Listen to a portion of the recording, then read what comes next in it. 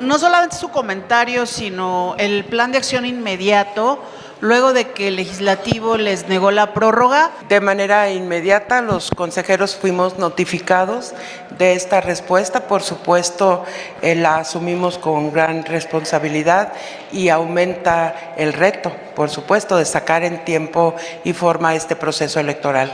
Todos pensamos y seguimos pensando que era un buen tiempo el que estábamos solicitando. Sin embargo, ya fuimos notificados y todas las instancias desconcentradas por igual para tomar todas las medidas. Es lo primero que hay que hacer. Relacionado a esto mismo, algunos consejeros han mencionado que es imposible hacer la elección judicial con la mitad de presupuesto, es decir, con alrededor de 7, 9 mil millones de pesos. ¿Cuál es su comentario al respecto? Yo creo que estaremos defendiendo, como siempre lo ha hecho este instituto y como lo hacen todas las instancias que están involucradas en esta propuesta de presupuesto al Congreso de la Unión. Defenderemos el presupuesto a cabalidad, explicando puntualmente todas las partes técnicas y operativas que se tienen que considerar y defenderemos hasta el último minuto el presupuesto. Habría que revisar qué significado y cuánto es. No creo que no hay que adelantar ni prejuzgar. Habremos de hacer todos los trabajos necesarios con la Comisión de Presupuesto de la Cámara de Diputados, a ver hasta dónde llegamos en la defensa con ellos y el entendimiento, el diálogo. Hasta este momento hay una sana coordinación, hay un buen diálogo, hay una postura, por supuesto, de parte del Congreso de la Unión, pero creo que cuando nos escuchen que les pongamos sobre la mesa todos los detalles que lleva este proceso electoral por primera vez en nuestro país, habrán de ser comprensibles. Y faltan prácticamente 2 semanas para que se apruebe el presupuesto, según lo han dicho los propios diputados. Ya la ley de ingresos está llegando al Senado y después de eso, pues normalmente ya es un proceso muy ágil. ¿Ustedes están a tiempo en estas mesas? ¿Cuándo va a tener usted la siguiente reunión con los diputados? ¿No les van a ganar, digamos que las prisas en esta exposición a detalle de lo que es esta organización, o ya ha habido un trabajo de adelanto entre el personal del instituto y los legisladores? Los tiempos están marcados, naturalmente, estamos en tiempo de hacer la presentación. Hay una parte que tiene que tratar la Comisión de Presupuesto del Congreso, que es su análisis propio, cómo estaría en el todo impactando el presupuesto del instituto, y sobre eso ya se da el diálogo con el instituto.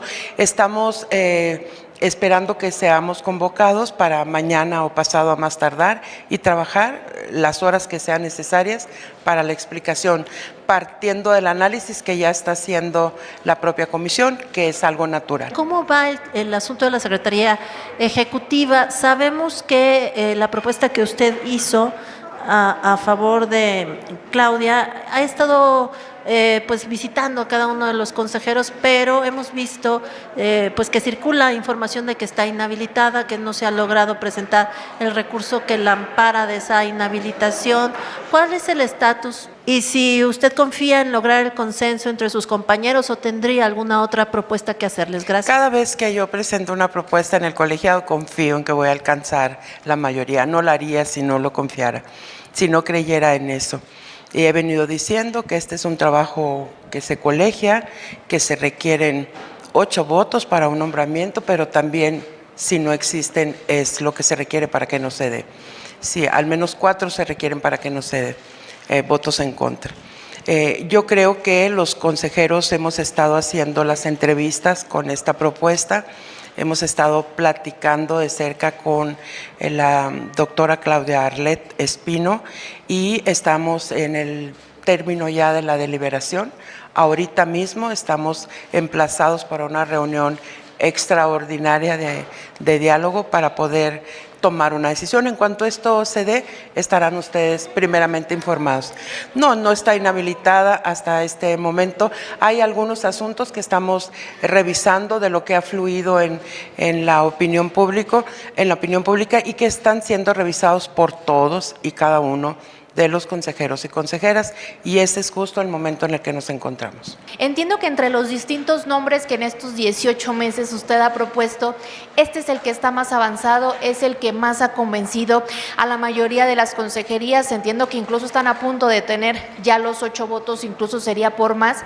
Preguntarle, más allá de estos señalamientos que hay hacia Claudia Arlet, ¿cuáles son las fortalezas que usted considera en este perfil para que realmente ella pueda asumir el cargo más importante en la estructura del sistema electoral? Eso por una parte. Por la otra también, ¿cómo va a mediar estos señalamientos? Entiendo que la inhabilitación ya no está firme, pero con este señalamiento que viene arrastrando, ¿qué trabajo harían ustedes para garantizar que esos señalamientos que tuvo en otro cargo no se replicarían aquí? Y también finalmente preguntarle cómo van las reuniones con el resto de los comités de evaluación. Ya se reunieron con el legislativo, si hay posibilidad de que se reúnan con los demás, particularmente con el Consejo de la Judicatura, que hasta ahora pues no han logrado reunirse, Presidenta. Con el Consejo de la Judicatura ya entramos en contacto. Por supuesto que es importante que el instituto establezca un acercamiento con los 3 comités de evaluación de los 3 poderes de la Unión. Ese fue un acuerdo del día de ayer, estaremos avanzando en ello.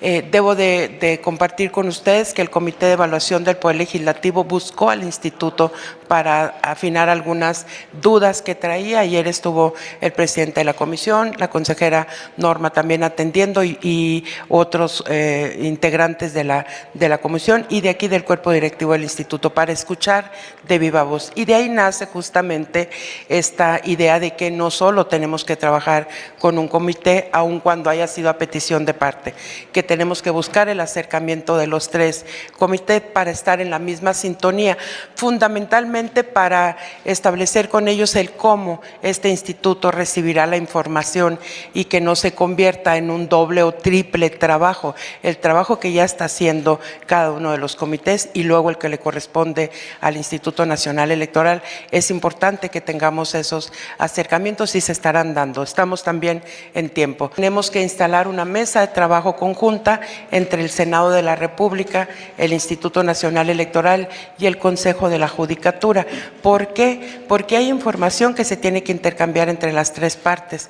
Por ejemplo, la propia reforma establece que el Consejo de la Judicatura será el responsable de entregarnos en este mes de diciembre ya aquí a la puerta, la información correspondiente a cargos, a vacantes, geografía electoral de ellos, geografía judicial. Y por el otro lado, también tenemos la responsabilidad de firmar algún convenio de colaboración, si así se diera el caso, para que nos puedan apoyar en este tema de cómo vamos a salir a informar, cómo van a ser las campañas de difusión. No podemos faltar a ningún punto que tenga ya establecido el Consejo de la Judicatura, y hacer esto de manera oficial pues es responsabilidad del Consejo de la Judicatura para que podamos decir qué es un ministro, qué es un magistrado, esas cosas que solo el Consejo de la Judicatura nos puede definir de manera puntual. Sí estamos en eso. Sobre el tema de la Secretaría Ejecutiva, justo estamos en ese momento. ¿Cuáles son las fortalezas? Fíjate que en esta tarea colegiada basta con que seamos prácticamente todos los que veamos fortalezas. Por supuesto, al momento de hacer una propuesta, observo fortalezas en términos académicos, en términos operativos, en términos de liderazgo, en términos de capacidad de coordinación de equipos. Sí, esas son cosas que son fundamentales cuando revisas una currícula. Y los otros detalles, estos que han estado en la narrativa pública colocados, pues es el tema que habremos de platicar todos y cada uno de los consejeros para poder tomar una decisión y que sea la mejor decisión para el instituto. ¿Qué significa defender el presupuesto en términos reales? Explicaba que es decir, ¿qué detalles te conlleva estos? Pero ¿de qué hablamos? Ok, aquí me puedes tener todo un día hablándote de en qué consiste el presupuesto, pero voy a intentar resumir.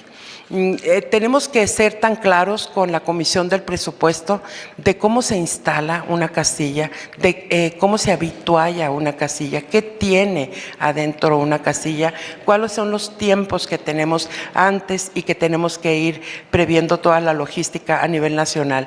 Hay traslados, por lo tanto hay renta de vehículos, hay trabajo de campo, por lo tanto hay gastos de campo, hay personal que se tiene que contratar, por lo tanto hay presupuesto para el capítulo 1000 del instituto en este proyecto. Y estoy hablando de cantidades enormes. Cuando hablamos del presupuesto siempre tenemos que pensar en la dimensión del territorio nacional. Hay material para capacitar, la capacitación no se da así, se tiene que dar de manera formal.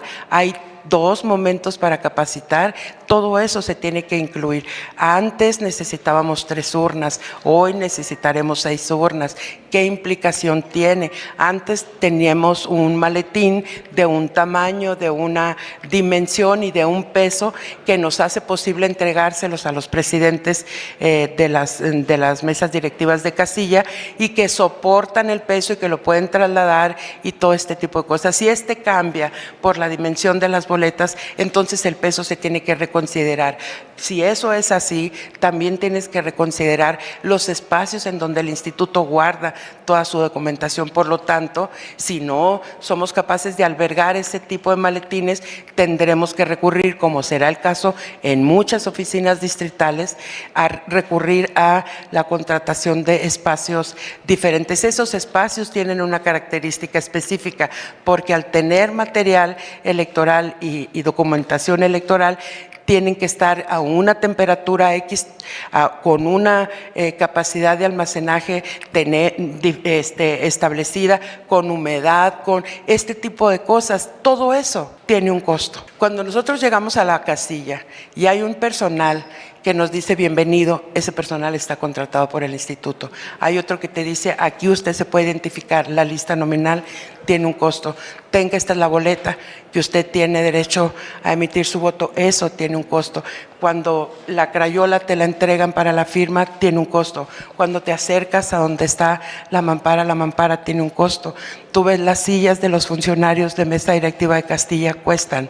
Las mesas cuestan. Es decir, absolutamente todo lo que vemos en una casilla, y eso es lo que vemos los ciudadanos. Lo que está detrás es, tienes que identificar perfectamente al personal, cuesta el material, los chalecos y estas prendas de identidad. Tienes que capacitarlos, por supuesto, tienes que tener todo el kit de capacitación, tienes que hacer reuniones, tienes que convocar la convocatoria, tienes que estar entrevistándolos. Todo es tiempo en recursos humanos y en recursos materiales. Y así te puedo decir de todo. Tú tienes que garantizar la confianza del traslado de la documentación, pues bueno, tenemos que garantizar el traslado de manera correcta, eso cuesta. Tienes que establecer un espacio en donde se celebre el cómputo, ese espacio tiene un costo. Tienes que generar un sistema de cómputo diferente porque estamos ante una elección totalmente distinta a las otras. Tienes que generar un sistema de cómputo. Necesitamos generar, ¿qué necesitas tener fuera de la casilla? Un cartel que diga que eso tiene un costo. Tienes que, si me explico, todo absolutamente, eso es defender el presupuesto, porque no está basado en absolutamente ninguna, como hemos venido sosteniendo, en ninguna ocurrencia. Todo está basado en las obligaciones que la ley nos establece.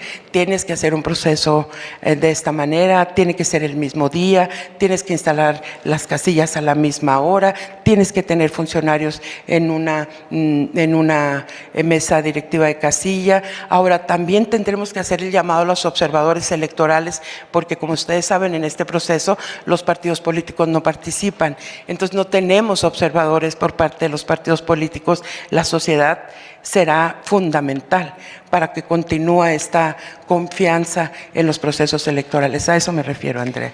Pues así como lo plantea, pareciera que no hay mucho margen para hacer recorte. Y justo va a mi pregunta, ¿qué tanto puede el INE recortarse para organizar la elección si ya tienen idea, algún estudio de que no cueste a lo mejor los 13,000 millones de pesos? En los días venideros, Andrea, estaremos tomando decisiones muy importantes para el tema del operativo. Estamos en la construcción de estos acuerdos. Hemos estado trabajando prácticamente horas adicionales todos, las áreas y nosotros, para poder tomar los acuerdos necesarios. Esos acuerdos se están trabajando desde las áreas técnicas, no necesariamente desde, nos ponen a consideración y en ese análisis estamos. Lo iniciamos la semana pasada, estamos por concluir. Hoy ustedes vieron que acabamos de aprobar un acuerdo de publicación de medios de difusión que es para el proceso electoral Durango-Veracruz. Tenemos que hacer lo propio con este proceso, pero para poder hacer lo propio con este proceso tendremos que tener la claridad de cómo es la votación. Tenemos que definir si hay voto de personas en prisión preventiva, si hay votos anticipados aquí mismo, artículo 141 en territorio nacional, si tenemos la posibilidad de realizar este ejercicio no vinculante de manera electrónica. ¿Qué es lo que, eso es lo que se está definiendo en este momento? Entonces estaremos muy pronto, yo creo la semana que entra, definiendo todo esto que arranca ya con una velocidad que no se detiene hasta el 1 de junio. También se hablaba de que ustedes pudieran proponerle a los comités que no fueran hasta 3 candidatos, sino solamente 1 o 2 para poder bajar el costo de la elección. ¿Ustedes ya lo platicaron con el comité con el que tuvieron la reunión esta semana? No, por supuesto que no. Ahí Ahí hubo un error de comunicación, no sé quién sacó esa nota, pero es una nota no correcta, hay una confusión. Sí se atendió al comité del Poder Legislativo, pero ese tema nunca fue tocado. Y esa no es una función que le corresponda al Instituto Nacional Electoral. Ellos están siguiendo y hasta el 13 de febrero, que es cuando nos entregan los listados, ellos están siguiendo sus actividades propias marcadas también en la reforma, y nosotros debemos de ser muy cuidadosos de no intentar influir en algo que no está acreditado para este instituto, no está mandatado. Está mandatado para los comités de evaluación. La definición del número de candidatos, lo que a mí me queda muy claro es que dice de 1 hasta, ellos definirán. Nosotros no podemos hacer ni siquiera esa petición. Usted en lo personal, ¿qué tanto espera de participación ciudadana para este proceso de elección, considerando que en presidencia Como me hizo la pregunta Janet, Andrea, ¿qué espera cuando hace una propuesta que se logre? ¿Qué esperamos con la participación ciudadana? Que sea abundante, pero la participación ciudadana va a depender en mucho de nuestra capacidad de comunicar bien, en tiempo, de manera abundante la comunicación, y cada uno de los aspirantes a ocupar un cargo en el Poder Judicial hará lo propio. Lo que es similar a los partidos políticos cuando están en campaña, hoy lo harán los propios aspirantes. Y yo creo que hay que pensar siempre que esta oportunidad que tenemos de ejercer el derecho a votar por una justicia pronta y expedita y cercana a nosotros, pues lo debemos de ejercer. En nuestra responsabilidad es cuidar que ese voto esté en posibilidades de ser ejercido por todos los que tienen una credencial para votar con fotografía vigente.